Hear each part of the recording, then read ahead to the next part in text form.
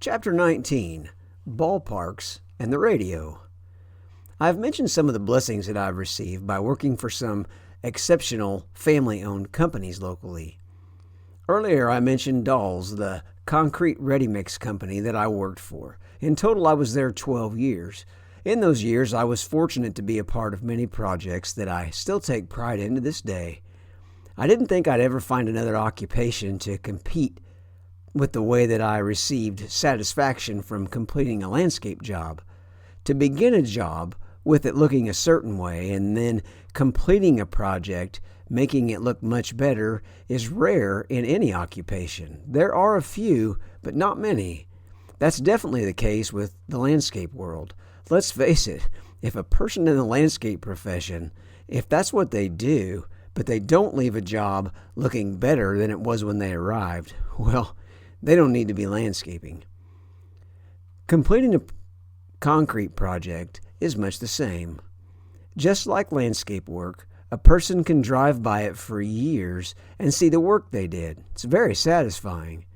The years I worked in a warehouse, I enjoyed the work, but I didn't have a single time when a truck that I had just loaded pulled away and I thought, boy, that looks nice.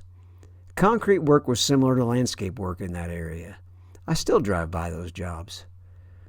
On one of the jobs that we completed that I take a lot of pride in was a local baseball and softball park. On the years I was at Dolls, our cities left the old baseball and softball facility at the fairgrounds in favor of a new park across town. Like many changes, it had its share of resistance, but once it was navigated, we were able to begin the work. A local family had donated a significant number of acres in a prime location inside the city limits. It was perfect for this project and for the many others that have followed. I still remember hauling the lumber out there to form the pad that would become the concession stand and the bathrooms. Brad told me where to head, and I just drove out in the middle of a very large dirt field. The land movers were the first on the scene to get the grade and drainage taken care of. They were finished, and it was time to begin building that ballpark. So, off into an empty dirt field I went with my truck and job trailer. I found the building all staked out, just like Brad said it would be. I unloaded the lumber, and as I drove away, I could see the stakes and lumber in my rearview mirrors. As the dust rolled off my wheels, I remember thinking, I sure hope no one has messed up these measurements, because if somebody's not in charge of this whole thing is getting started on the wrong foot. It just seems so random to be pouring a pad for a building in the middle of a very large field. I mean, it had just been a bean field the year before and nothing else. When I say nothing else, I mean it. That was it.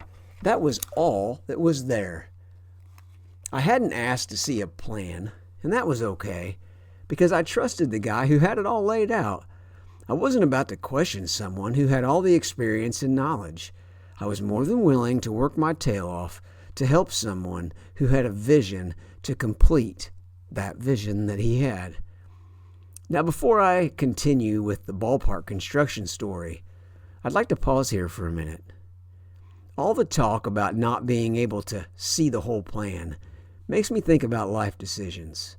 So may I ask you a question? How well do you handle moments in your life when the blueprint isn't available to you? Do you want to see that print at all?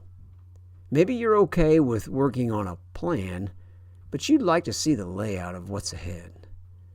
If you can't change anything or understand the plan at all, what good would it do to know? See, I've been in that place. I'm not at happy or at peace when I'm there, though. If I don't understand it and I can't change it, why would I get so worked up about it? It's something I work on still today. Please understand, I'm a work in progress and I have a long way to go. But I know a little bit more where to find my peace now, and that's where I want to be. How about you? The same thing came into play with that ballpark plan. If I'd wanted to see the plan, well, Brad would have showed me. I didn't ask him, though.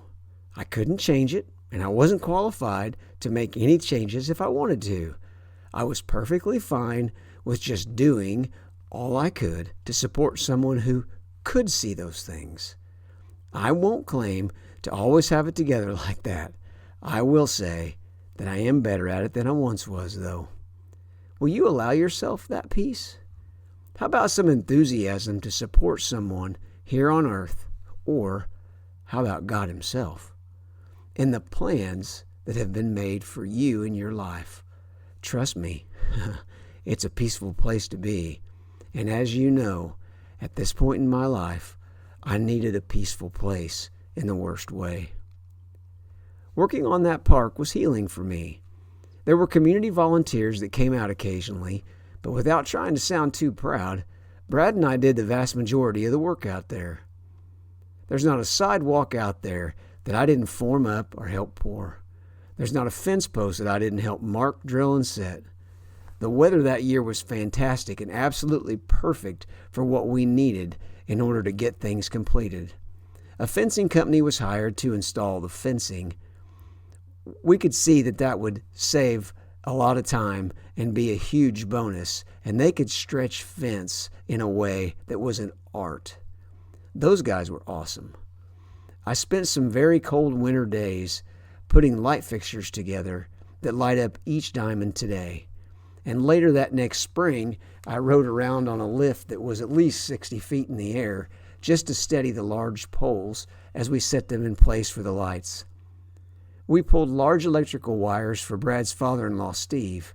He was our resident electrician.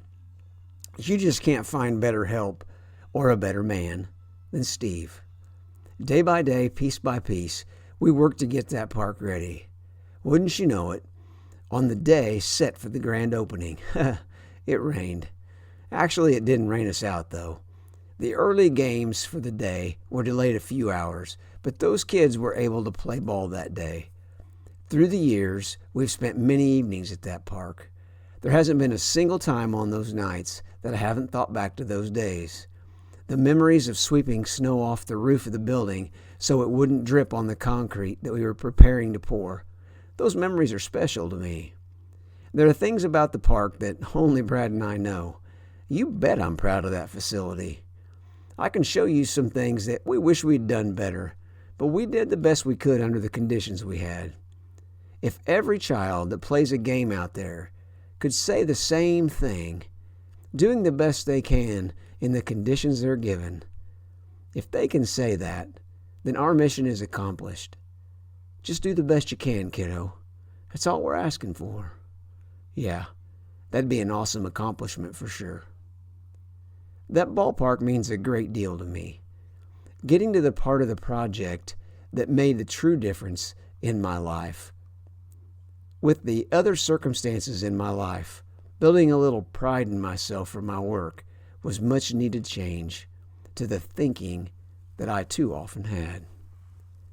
For this next event in my life, I don't have a starting date. Based on how much of a pillar it is in my life today, that's a little surprising. Let me lay it out, and then I'll offer my opinion on why I believe I don't know the beginning date. Our local radio station has remained quite popular through the years. Radio stations overall have taken a hit with all the availability of personalized music that we have available these days. Our local station has weathered those seasons and even a couple of changing musical formats, but in the end, they returned to their country music format. A local man, Mike, had retired from his job at the city. He had always wanted to be a DJ, the way that I heard it. The station was in need of a morning show host, so Mike stepped in. After becoming comfortable with the position, he began playing a morning song of faith. It played after the very popular local news, weather, and sports hour that Mark had done for years. I always enjoyed it. One day, I had a thought as the song was about to play. I knew many people who read their Bibles in the morning, and most of them followed some sort of devotion as well. Well, why not add a devotion to the program along with that song of faith? Now, I won't claim any prophetic knowledge of those things. Some people in my circle would tell me that's God's Spirit speaking into my life. Well, I can't, and I won't argue with that. I will gladly step aside and not claim to know about those things at all. Even as my spiritual life has grown through the years, there are simply some things that I won't claim to know or understand. I wouldn't argue with their assessment, but I wouldn't want the credit to go to me either. I happen to know the station manager pretty well. Shippy and I went to school together back in the 80s. He's a couple of years ahead of me, but I definitely knew who he was. He'd been in the radio business his entire career. I don't remember where this encounter happened, but he and I were together somewhere. The idea for the devotion to accompany the Song of Faith was fresh on my heart and mind. So I was given the opportunity, and I had his attention, and I took that opportunity to offer my idea. His response was positive, but if you know Shippy, he's a special guy and has a genuine friendly disposition. It's just the way he naturally is, the way he always has been. He acted excited at the idea and even added a little business to it. He said, "Hey, I bet I could even get a sponsor for that." Bingo. I was happy to pass it along and give the idea to someone else. For the next several months, I listened almost daily. No devotion ever played, just a song of faith. Again, I don't remember why, but I happened to be around Shippy again. It was about a year after the last time we had talked, and I brought up the radio devotion. This time, as I brought it up, I didn't want him to feel pressured. He was running the station, not me. He quickly told me that he hadn't done anything with it, and I could tell by his tone and the way things went that he really wasn't interested. That's okay. That was that. No big deal. On with life. Right? Well, about 2 months after that brief conversation, Shippy called me. He asked if I'd been down by the station that day. It's located less than 2 miles from our house, but I told him I didn't go that way that day. He told me someone had attempted to turn their semi around in the station's driveway. There was one problem with that little turnaround, though. The driver had missed the entire drive by about 20 feet. Those ruts were bad. I'd seen my share of ruts in lawns, and I've seen hundreds more since then. I have yet to see any as bad as those were. I have no idea how that driver got out of that yard. So Shippy was asking if I wanted the job to fix those ruts. I still remember holding the phone as my hand raced and my heart pounded. I wasn't exceptionally excited about fixing ruts. That wouldn't be the problem. The mind and heart games were about the idea, and it was about the purpose of all of this. So what was my idea? I didn't want a penny for the work. Whatever the work was worth, I wanted to use it at the station to sponsor a morning devotion to go with the Song of Faith. In our previous conversations, I had offered to write if I needed to write those devotions. I even offered to voice those devotions if necessary, but I also didn't need to be a part of them at all. I wanted to offer because if that was the holdup, then I was willing.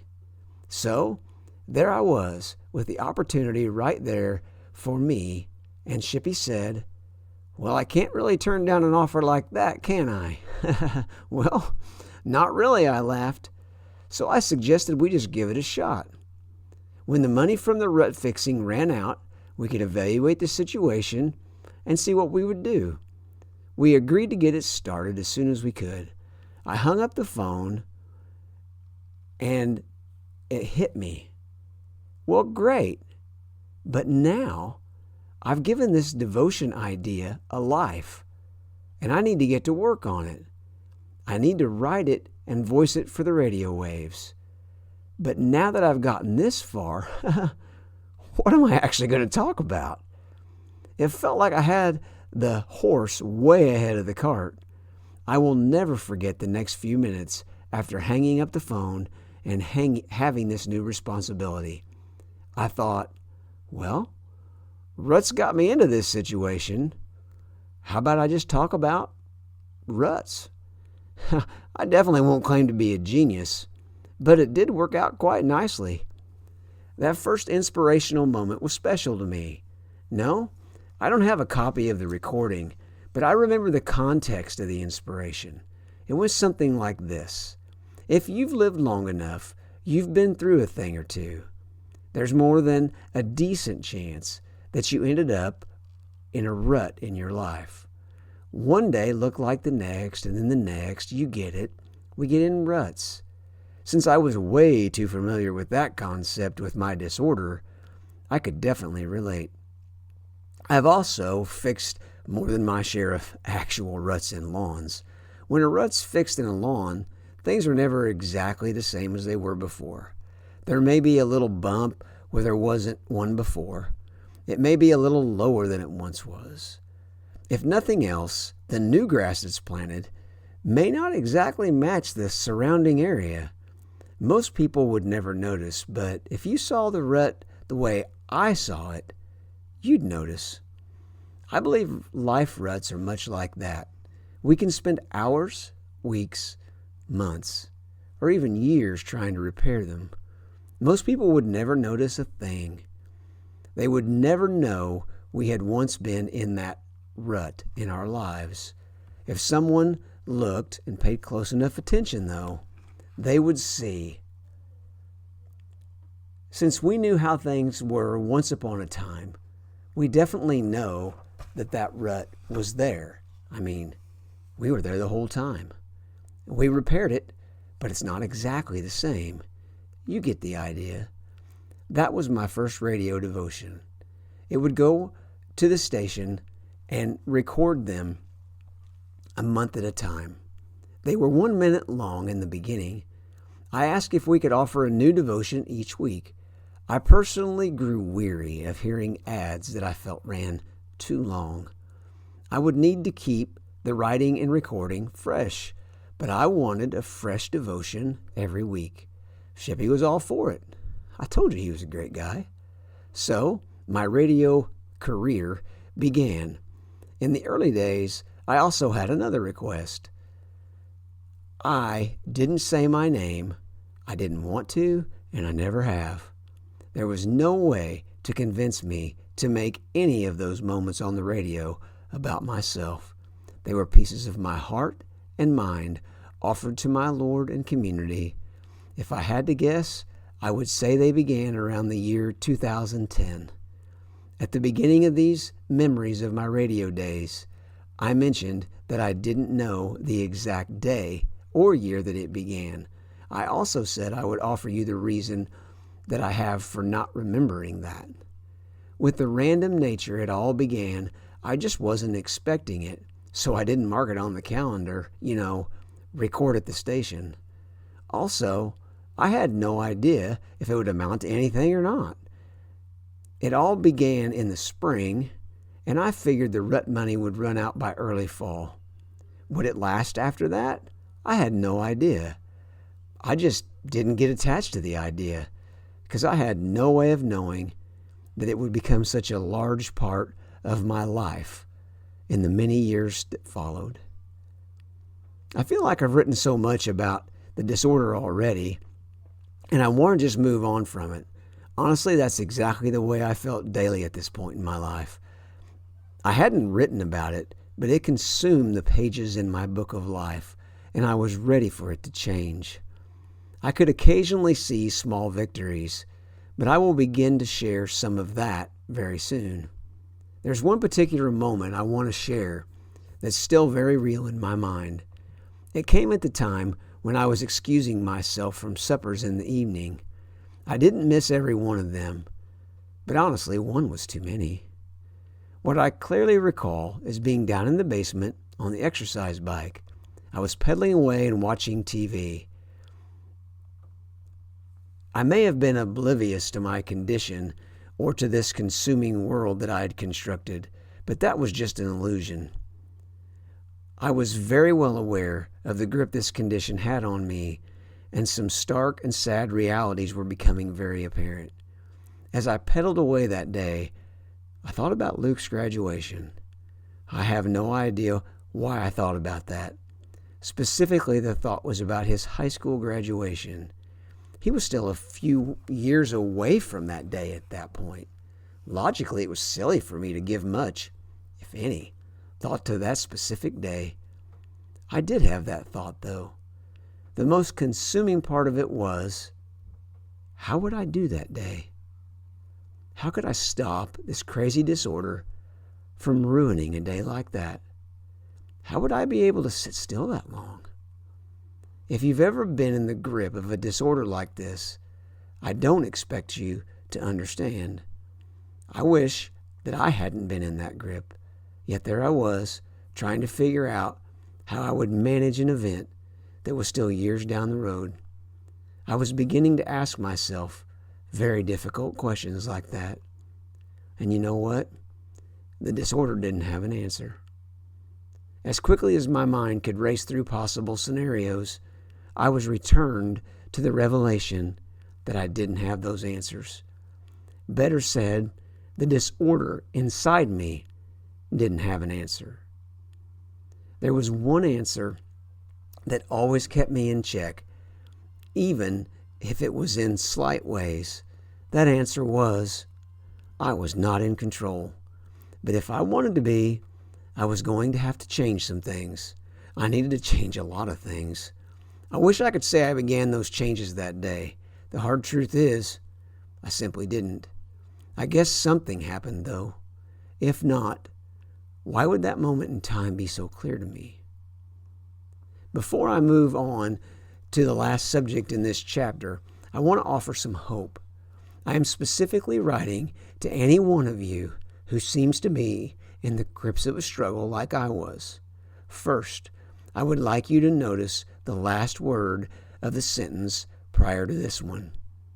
That word is was. Yes, that is the past tense. The struggle I was in. The disorder that was in control of my life. I will definitely give credit to the people who helped me along the way. But I will shout from the rooftops that you, yes, you must want it first. Your husband, wife, father, mother, brother, sister, friend, or counselor simply cannot want it for you. That one is on you. The statistic says it all. A tiny portion of court-ordered people who are sent to recovery actually recover. Why? They don't want it. You have to want it. I knew exercise bikes while my family ate was not the life I ever wanted. What can you say in your life? Fill in the blank. It may be drugs, gambling, porn, or money for you. What is it that has more control of your life than you do? Making it a part of your past, well, that one's up to you. No one was telling me that, so I'm telling you now. Get a hold of me, and I'll tell you in person. Find people to love, support, and encourage you. People who will stand by you so that you can be the one you were born to be. Because go on now.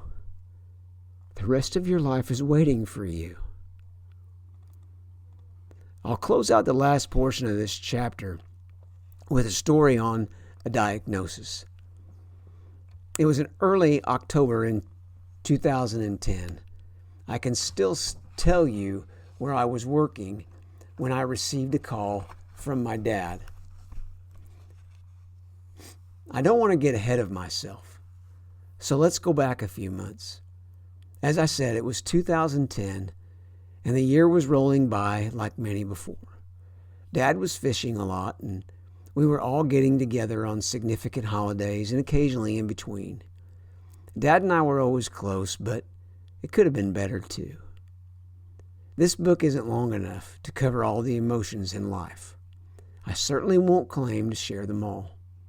Even if I could, putting them on paper would be a challenge all its own. I'm finding that out as I write this book. From time to time, I would stop by Dad's for a glass of tea and a visit. He had retired from his engineering position at the phone company a few years before then. He was enjoying all the freedom of retirement and the time to be out on the lake. He had discussed some plans he had made for any arrangements he wanted when his days were done. He didn't dwell on it, but I knew he wanted to cover a few things, and I respected that. The summer was rolling along, and the fall was beginning to set in. Now we arrive on that day for the call in early October. As I mentioned, I know where I was and whose landscape I was working in when Dad called. It was unusual to get a call from him. As I said, we talked regularly. But if you've ever been on a call like I'm about to describe, you will completely understand my next statement. As soon as I answered the call, I could tell that something wasn't right. I had no way of knowing what was going on, but his voice wasn't right. He began by saying he knew how busy Kelly, Angie, and I were. I didn't have a lot of patience for that type of talk. If family needs us, being busy didn't matter. He wondered if we could all get together as soon as possible. He had some news to share with us. I told him to give me a time that he wanted to meet and a location, and we would be there. So he suggested meeting at his house about 2 hours from that time. So I hung up and I got a hold of Kel and Ange. Many of the details of the conversation I do not recall from that night. The major news and the reason for us gathering was for Dad to inform us of some test results. We weren't aware that he was having issues to require testing at all. With the setting and news that he was about to share, none of that seemed to matter. He had a cancerous mass in his shoulder and along his upper spine. It was pretty advanced, but there was time to attempt a treatment plan. As I said, most of the conversation's foggy now. I do remember walking out of Dad's house that night, though. For some reason, I even remember opening his front door and walking out into the night. I don't know why. In a way, maybe it was just symbolic of stepping into a new world for me. The world for me would forever be changed, and there was no way that I could see it coming.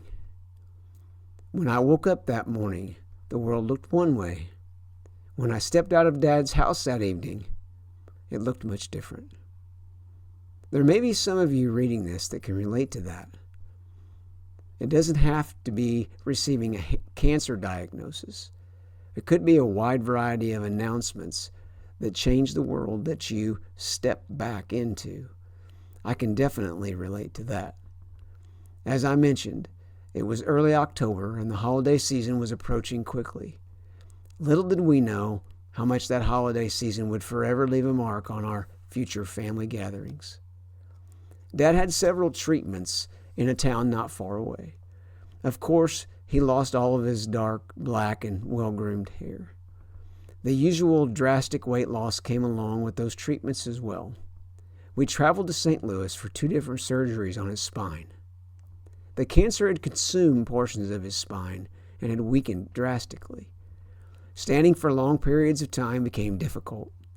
Those surgeries came around both Thanksgiving and the week before Christmas. I'm not saying that for you to assume that made them more burdensome. Days like those are brutal, no matter what time of year they fall. I only offer that information to allow you a window into why it so drastically affected each holiday season that would follow. We celebrated the best we could. Dad dreamed of getting back in his boat and on the lake again. There were times he spoke of it with optimism with a spark in his eye. Other times there was no way of convincing him he would arrive to see spring. I will admit, to this day, I have a difficult time looking at the pictures from that Christmas. I'm a pretty sentimental guy, especially when it comes to pictures. Those are just too difficult. Dad was always sitting and his body frame was wasting away. It's not easy at all to even describe it, so I'm going to stop trying to. If you've watched a loved one go through anything similar, I'm sure you can relate. If so, I'm sorry you had to go through that pain. As I went through this part of my life, red didn't have much of a hold on me anymore. Maybe it was because I felt that I had just done all I could do. Possibly the scalpel had cut out all the hopes of ending red's influence on me. There were many factors at play in my life, and now Dad's health took first place in the worry category. Whatever the reason may have been, thoughts of red were fewer, but other aspects of life took its place. The longer God allows me to have life on this earth, the more I realize trials are part of every life. Without trials, triumph can't happen. What exactly would we be triumphing over if there were no trials? Now, I'm not trying to be cute with my words. That's just reality. Since I had some trials, where would the triumph be? If I did triumph, would I know what that even looked like?